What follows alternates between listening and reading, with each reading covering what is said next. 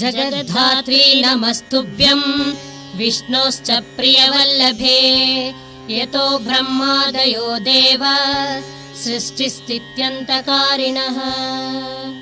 नमस्तुलसी कल्याणी नमो विष्णुप्रिये शुभे नमो मोक्षप्रदे देवी नमः सम्पत्प्रदायिके तुलसी पातु मां नित्यं सर्वापद्योऽपि सर्वदा कीर्तितापि स्मृता वापि पवित्रयति मानवम् नमामि शिरसां देवीं तुलसी विलसत्तनुम् यां दृष्ट्वा पापिनो मर्त्या मुच्यन्ते सर्वकिल्बिषात् तुलस्या रक्षितं सर्वं जगतेनाचराचरम्